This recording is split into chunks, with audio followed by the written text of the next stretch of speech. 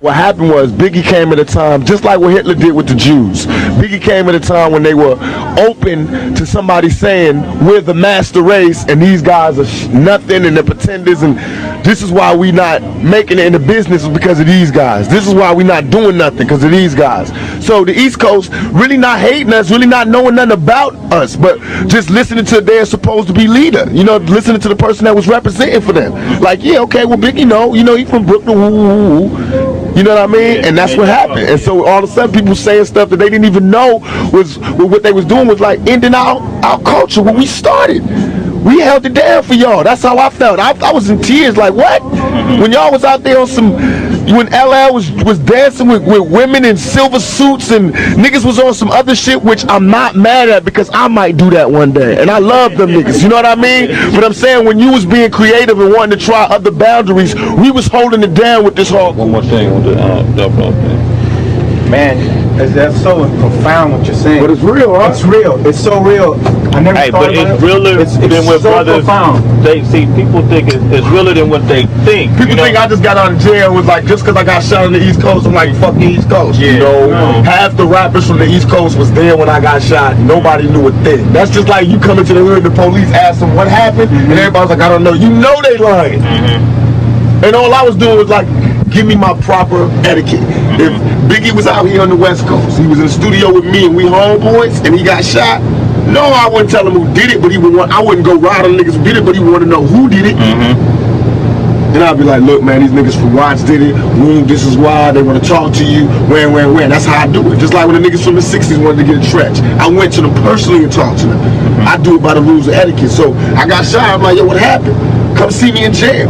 Biggie all in the air to my Parker's my homeboy wound, but not seeing me. My homeboy Stretch is going to Biggie's concerts. Niggas is like abandoning me. But all in the air and on TV, they're like, yeah, Pac, rest, keep the struggle on. I was like, yo, I'm starting to turn into like Slick Rick. Niggas is just going to act like I'm going to just be in jail and they going to give me shout outs and try to take my position. And if you watch, that's what Biggie did.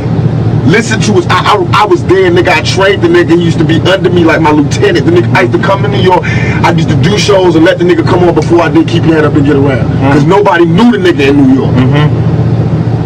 And I used to tell the nigga, yo, if you want to make your money, you got to rap for the bitches. Do not rap for the niggas. I told the nigga, don't rap for the niggas. Rap for the bitches. The bitches will buy your records and the niggas want what the bitches want.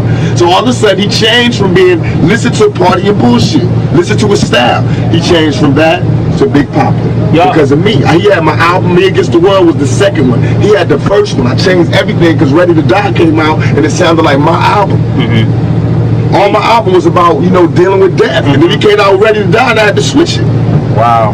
That's why it was less East Coast rap, East Coast beats, because Biggie had just took my shit. That's what, but you could listen to it. That's what that was his success too, because he took West Coast sound. We flipped it. I told him that. I told him that I trained. He was supposed to be Thug Life.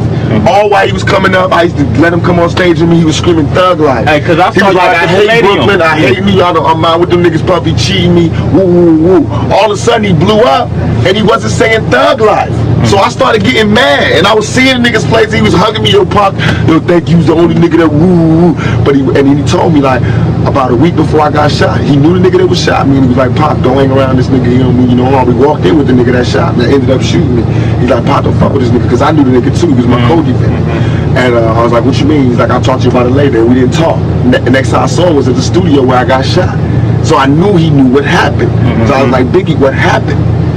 He kept sending me messages like a bitch, like I'ma come see you. No, nigga, what happened? While I'm in jail, strangers is telling me, yo, you don't know?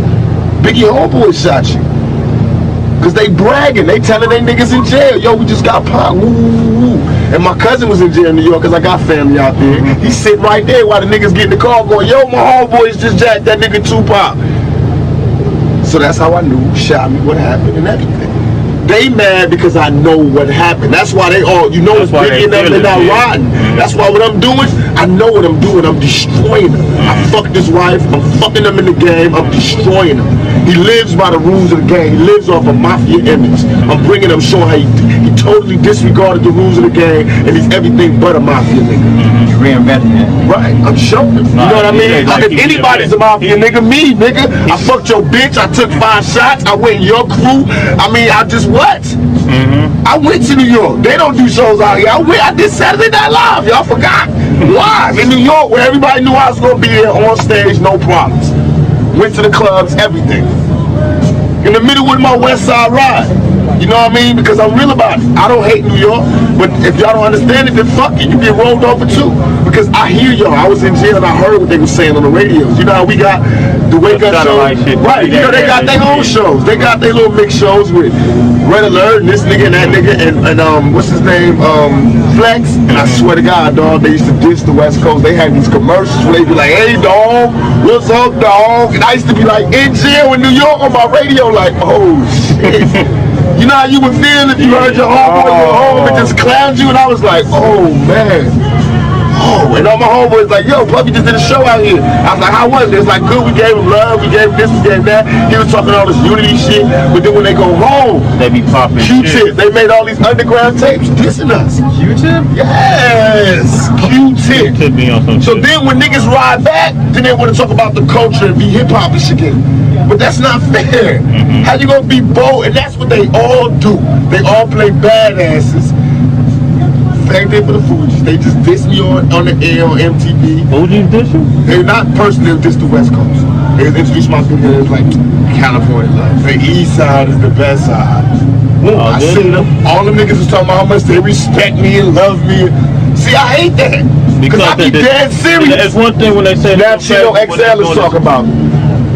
He got a rhyme where you know how you always got these little metaphors. He say, you'll get fucked like Tupac did in jail. Now I'm telling y'all beforehand, off the air, I'm gonna beat this nigga's ass. And everybody's gonna be talking about how wrong I am and how I haven't changed, but what am I supposed to do with a nigga disrespecting my manhood like that?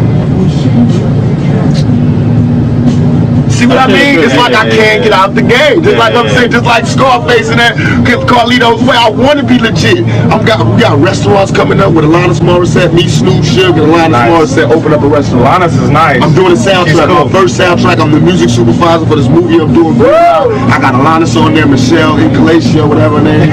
All these alternative stars, no rap. All this shit coming up. But what's gonna reign supreme in '96 and '97 is the ride them with. And it's not even like I feel like I'm doing it for hip hop. All I'm trying to do is get the imposters out. I remember Biggie sleeping on my couch. I remember begging bitches to fuck him. You feel me? Yeah. So Big Papa don't mean nothing to me. He know it. He know it. That's why he can't fight me. That's why he can't battle me. Yeah. You know what I mean? I can make songs talking exactly about him, and he can't talk about me because he know. I'm the one that used to buy him champagne. All that shit he talking, that was me buying him that. He talking about my lifestyle with his album. Because when he was doing his album, he was broke, nigga. I was having money. The shit he talking about was my life. Thug life. That's what he talking about. All that Junior Mafia, them niggas was young motherfuckers that used to hang around that I used to give money to get on a train to go home at night. Little Caesar and all of them. And Kim and all that. Yeah, so now they rapping against me, and you can imagine how I fucking feel. When I got arrested in New York, I got arrested for Biggie. Them guns in my room was Biggie's guns because them cowards left the room when they heard the police was downstairs, and everybody left their guns in my room. So I got 4 guns in my room. Serial numbers scratched out, and I did not snitch. I took that case. So you can imagine how I feel when I'm in jail for that case, and he out there living a mafia lifestyle, giving me no money, giving me no respect, giving me no tribute. Rolling with my road dog who was there when I got shot. I mean, come on, man. I'm not paranoid. I'm not paranoid. Y'all niggas know what time it is. Yeah. I mean, what it is that the East Coast drug dealers got them niggas under extortion. I came and fucked up everything.